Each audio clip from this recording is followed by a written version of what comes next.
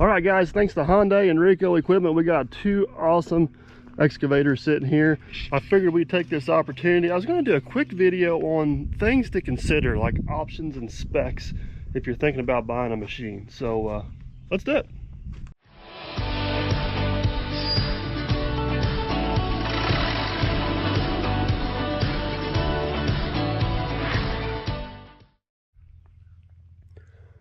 All right, guys, these are the two machines we got to look over today. Thanks to Hyundai and Rico Equipment. We have the HX145 LCR Hyundai machine, and then this is my Volvo EC140 EL machine. Now, if you guys watched any of my videos over purchasing these machines, these are the two it came down to. And I talked a bunch about specs and options on the machine and how important they were to me. And these machines, even though they're the same class machine, they are set up completely different. So I was going to take just a minute, kind of walk through the machine and tell you about the different options and different things you may need to consider if you're looking to buy one. Now, keep in mind, this is just my opinion on some stuff, and just because these options work great for me, you got to take your application into consideration because it may not work for you at all. So let's just start at the boom. We'll work our way to the back. All right, guys, both these machines have a 42-inch ESCO bucket on them. I'm not going to get into buckets. That falls under attachments. I did a whole nother video on attachments. We're going to start off right here with a quick coupler on the machine. This is what they call a pin grabber quick coupler. Both of these machines have what I would consider a universal pin coupler, and basically what that means is all machines in this class will have this pin size. I believe that's a 60mm pin, but the spacing may be different between manufacturers. The way these things are built, they're slotted right here, so both of these machines are the same way. You can pretty much grab any pin spread in class, so any bucket, any manufacturer's bucket will most likely fit on it. These are also hydraulic quick couplers. My personal opinion, a machine of this size, it's going to be a universal machine. You're going to use it for a lot of different things, and the more attachments you got, the more jobs it opens you up to.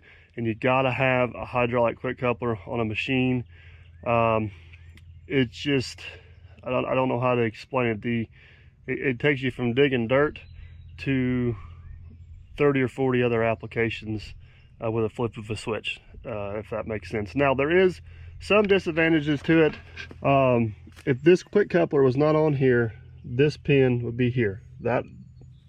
This pin right here would go through that hole, if that makes sense. So that does change the spacing here, which does eliminate a little bit of breakout force out of the machine. So you're going to lose a little bit of breakout force, and on some machines you got to be careful because that also adds distance, and it'll allow the bucket to get into the cab or possibly even the boom cylinders. This machine will do that. The corner of that bucket will get into that light up there at the top of the cab. This machine will not. Everything's back far enough, it's safe, but that's something you definitely need to keep in mind, especially if you got a rookie operator. So moving on down the line, and this we can make a whole video over thumbs.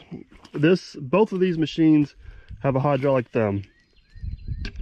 That's where the similarities end. Not all thumbs are created equal is the best way I know to explain it. So this here would be the most economic version of a hydraulic thumb. This is what they call a weld-on thumb. So basically it comes with a kit. It comes with this, the bracket up there, and you weld it on the machine. Yes, it is a hydraulic thumb. Here's some major disadvantages of this setup. There's two different pivot points. So whenever that bucket engages the thumb, as you roll around, they don't stay together. See, like that? They work like that. I'll try to get a video of that here real quick. The other disadvantage is that's as far as that thumb will come forward. So you got all this area right here where the thumb and the bucket and the thumb are not engaged with each other, if that makes sense. What that does is it eliminates some work area you got. You spend more time adjusting the position of the machine to grab stuff and set stuff, and also when you're loading trucks, it also eliminates your loading zone to some extent. I also find these thumbs not to be near as durable. They're a lot easier to tear up. They're not built quite as rugged. Now, another version of this would be a stationary thumb with this cylinder right here would get replaced with just a stiff back arm and the thumbs down. That's better than nothing, but again, it even limits you even more on your work area. And then if you want to raise the thing up, you got to get out of the machine and raise it up. The other problem with that is if you're like digging stumps and stuff out, and you'd really like to have the machine to rip the stump out, you find the thumb to be in the way, then once you get the stump out of the ground, you wish you had the thumb to move it. So better than nothing, but definitely not an ideal scenario. The third version of a hydraulic thumb is what they call a pin thumb. So this pin and this pin become the same, which it gets you increased reach around, but more importantly, which is important to me, is it keeps the bucket and the thumb engaged the same. Now this is what they call a progressive link thumb. First thing you'll notice is the pin is the same. There's not an extra point up here. Then it has this extra linkage right here. And as you can see, it keeps the thumb engaged all the way around. So full rotation of this bucket, that thumb will stay engaged. The downfall of this, it's heavier and there's more moving parts. The beauty of this is, if you ever used one, it's hard to go any other route. Pretty much anywhere where this excavator will reach, you can pick stuff and drop it and place it and do whatever you want to with it. It's pretty slick setup. So I'm gonna fire these machines up, and I'm gonna cycle those thumbs around one time just so you can kind of see how they interact with the bucket, and then we'll move on to the stick.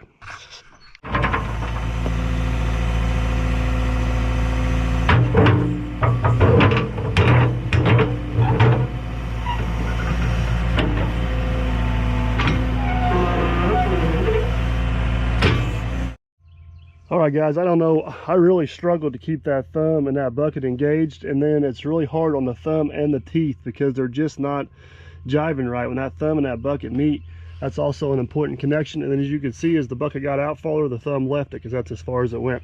So let's switch over and let's do the progressive link thumb here, and hopefully you can see the difference.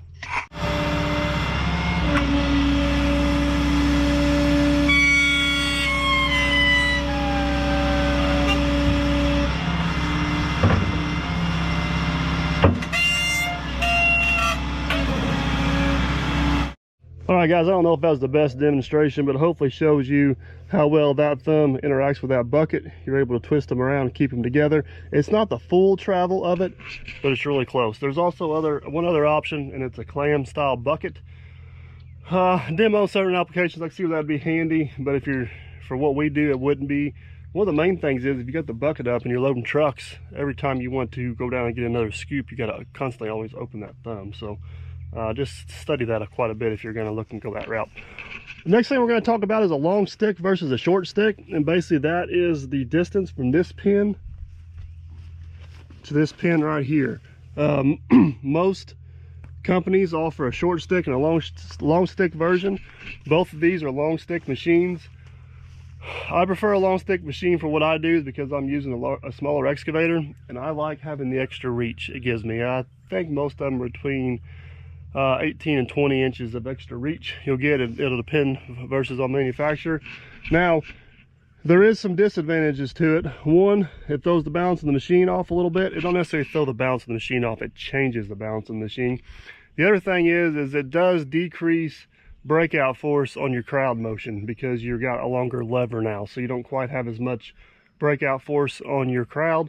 But those are offset by the advantage of the extra reach. Whether it be out, up, or whichever way you're going, you get the extra reach no matter what. So I've always tend to lean towards the long stick machines. Chris, Let's Dig 18, he's got one of each. His 250 is a short stick. He really likes it for like stumping and stuff. We need a lot of force. And his 160 is a long reach, which he admits that I think he likes the extra reach from time to time. They don't quite have the digging force of a short stick machine. So we'll work our way on back. Two noticeable differences between these machines is one has steel tracks and one has the rubber pads. Now, this is 100% application based. For what I do, the rubber pads are not my friend. When it comes to working in the mud or on grass or on a steep hillside, they just don't have the traction or bite of a steel track. And if you're doing much demo work, I'm afraid they'd get destroyed pretty quick. Now, the flip side of that is if you're using this machine in a subdivision, or you're using this machine doing utility work where you're working on asphalt or concrete a lot, these would be an absolute must-have. Now, the way these are set up is it's actually a conventional undercarriage. They still got steel rails down here. They just got the bolt-on rubber pads.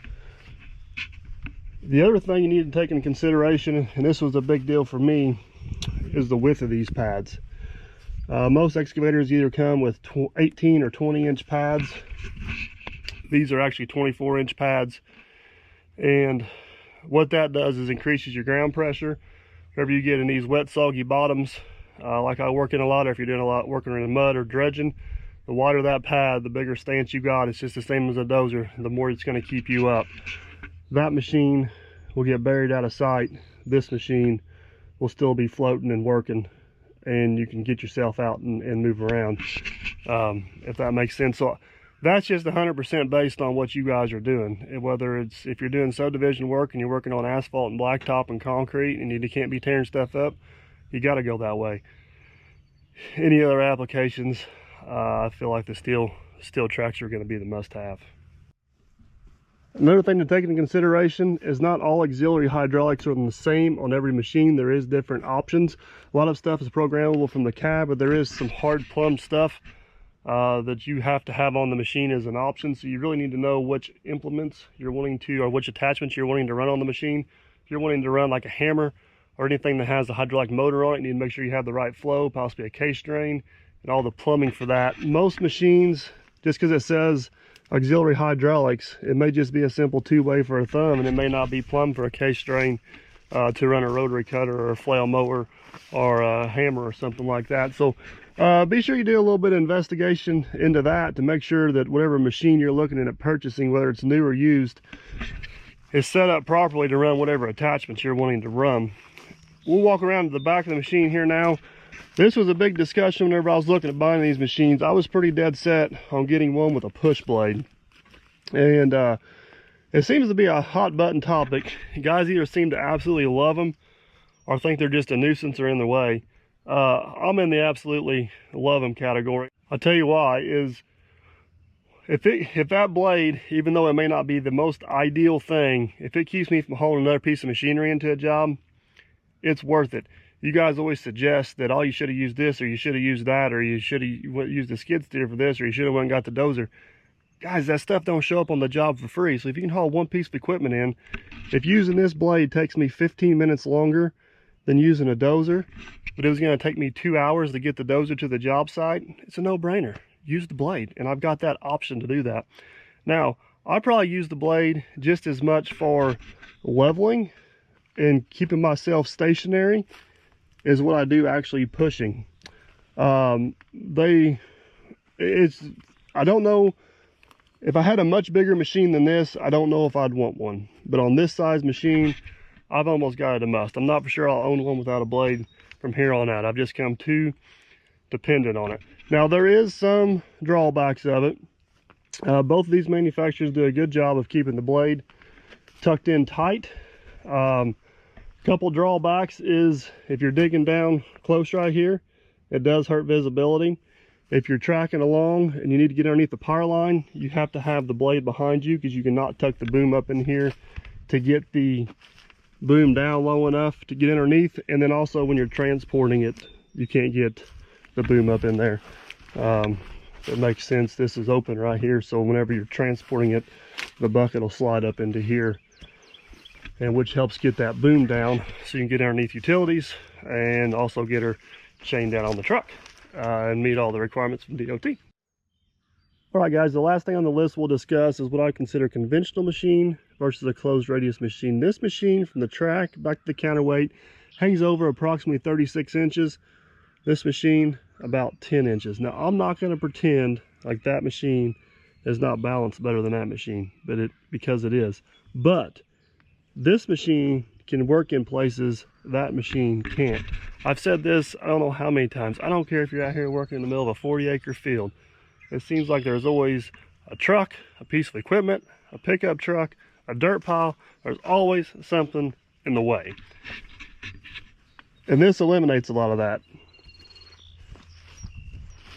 But with that being said, they both got their place.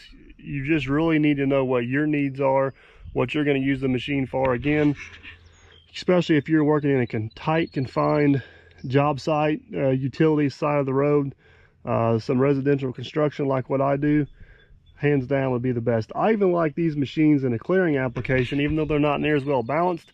You don't tend to get yourself in trouble as much with trees and stuff around. That machine there is a lot more comfortable to run. It is a lot more stable. You got more options of where you can dig and load trucks. There's pros and cons to both. You just really need to do your research on those. I think in my application, I could get away with either one of them. This machine here is very, very, very similar balance to the 120 I had. So I'm very comfortable running this machine. Its tipping points are almost identical to what the 120 was. Don't bother me a bit. This machine here, I will have to say, one of the things I do like about it is it's exceptionally balanced. It is a very comfortable machine. You don't find yourself getting in trouble a whole lot, or I guess the best way to say it is the pucker factor don't get high very often. But like I said, guys, that's just kind of my thoughts on speccing out an excavator. Different options and different things that are available. They are not all created equal, whether it's brand, manufacturer, class, size. There's so many different options and so many different things you can do to them. So if you're looking at spending the money, I highly recommend you kind of do a little bit of research and decide what you want. Hopefully this video helped. Don't forget to like, subscribe, and comment. Again, thank Hyundai and Rico Equipment for having this awesome piece of machinery here to look at and discuss with you guys.